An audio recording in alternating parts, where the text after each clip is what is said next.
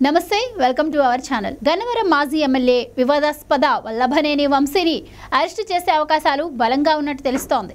ప్రస్తుతం గన్నవరంలోని వాతావరణం అలాగే ఉంది.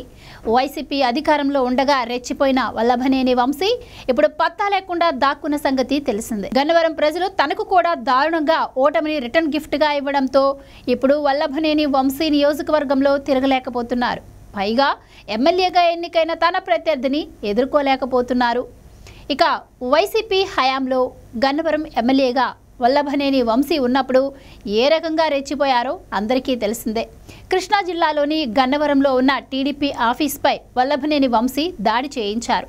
నిజానికి టీడీపీ టికెట్ పైననే గెలిచిన వల్లభనేని వంశీ పార్టీ ఫిరాయించి తనకు అవకాశం ఇచ్చిన చంద్రబాబుపైనే కర్కశంగా వ్యవహరించారు, అనరాని మాటలు అన్నారు. ఆ క్రమంలోనే ఓ సందర్భంగా గన్నవరం టీడీపీ ఆఫీస్పై వల్లభనేని వంశీ తన అనుచరులతో కలిసి దాడి చేయించారు.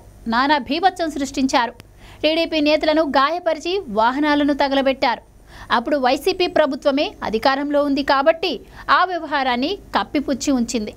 ఇప్పుడు కూటమి ప్రభుత్వం అధికారంలోకి రావడంతో ఆ దాడి కేసును పోలీసులు తెరపైకి తీసుకొచ్చారు. విచారణలో పోలీసులు వేగం పెంచారు.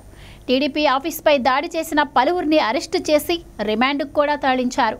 అందులో మాజీ ఎమ్మెల్యే వల్లభనేని వంశీని 71వ నిందితుడిగా చేర్చి గన్నవరం కోర్టుకు రిమాండ్ రిపోర్టును సమర్పించారు. టీడీపీ కార్యాలయం ఆపరేటర్ మధునూరి సత్యవర్ధన్ ఇచ్చిన ఫిర్యాదు మేరకు పోలీసులు IPC section 143, 147, 148, 435, 506, red with 149, 31 SC/ST చట్టం సెక్షన్ల కింద కేసు క్రైమ్ నెంబర్ 137/2023 అని నమోదు చేశారు. ఇక ఈ నేపథ్యంలోనే ఆయన్ను అరెస్ట్ చేస్తారు అనే ఊహాగానాలు ఉన్నాయి.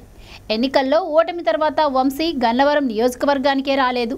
గత నెల 7న విజయవాడలోని నివాసానికి వచ్చిన సమయంలో టీడీపీ శ్రేణులు వెంటపడి మరీ తరిమారు, దాడికి యత్నించారు. దీంతో పోలీసు కేంద్ర బలగాలు రంగప్రవేశం చేసి పరిస్థితిని చక్కదిద్దాయి. అప్పటి నుంచి వంశీ పత్తా లేకుండా పోయారు. ఎక్కడున్నారు అనేది కూడా ఏ సమాచారం లేదు.